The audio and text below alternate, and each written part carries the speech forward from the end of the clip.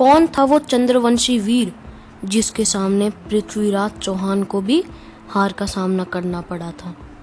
जी हाँ दोस्तों, उस वीर का नाम था आला जी।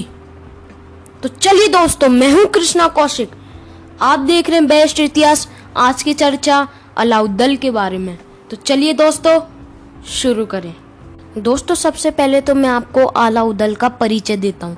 दोस्तों अलाउद्दल चंदेल राजा परमल के सेनापति दशराज के पुत्र थे। दोस्तों मैं आपको ज़्यादा जानकारी नहीं दे पाऊंगा उनके बचपन के बारे में, लेकिन हाँ मैं आपको बुंदेलखंड के युद्ध के बारे में ज़रूर बताऊंगा। तो चलिए दोस्तों चलते हैं बुंदेलखंड के युद्ध के पास। दोस्तों सबसे पहले तो मैं आपको एक अहम जानकारी देता हूँ।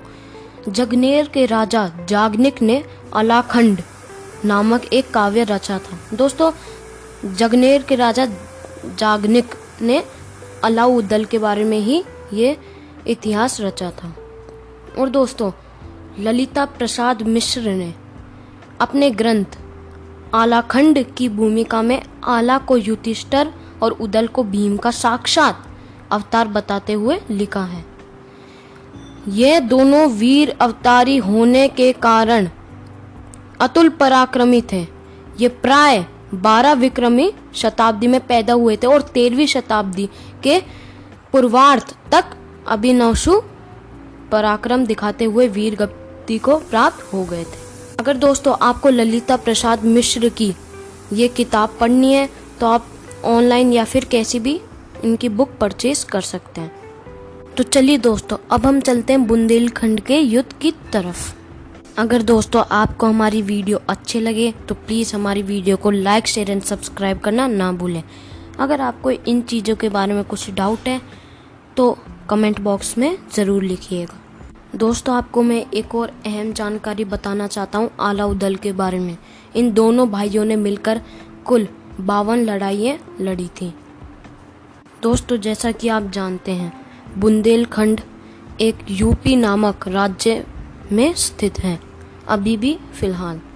तो दोस्तों आपके मन में अभी ये प्रश्न उठता होगा कि बुंदेलखंड के युद्ध में किसने बुंदेलखंड पे आक्रमण किया था। जी हाँ दोस्तों, बुंदेलखंड के युद्ध में बुंदेलखंड पे पृथ्वीराज चौहान ने ही आक्रमण किया था, जिसमें दोस्तों उदल वीर गति को प्राप्त होते होते चले गए। वो भी पृथ्वीराज चौहान के सामने वीर गति को प्राप्त हो गए। और दोस्तों जब आला को ये खबर मिली कि उदल वीर गति को प्राप्त हो गए तो उनने तुरंत रणभूमि में गए और मूली गाजर की तरह पृथ्वीराज चौहान की सेना को काटते गए। दोस्तों 1 घंटे के घनघोर युद्ध के बाद पृथ्वीराज चौहान और आला ये दोनों आमने सामने थे। तो दोस्तों इन दोनों के बीच में बहुत घनघोर युद्ध हुआ था।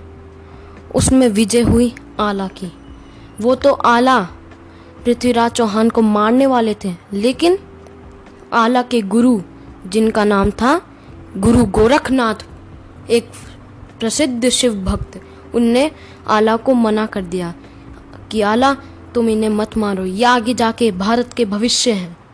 तो इसी को देखते हुए आला ने पृथ्वीराज चौहान को छोड़ दिया तो और युद्ध समाप्त हो गया और विजय बुंदेलखंड की हुई। तो चलिए दोस्तों आज के लिए बस इतना ही। अब मिलते हैं हम अगली वीडियो में।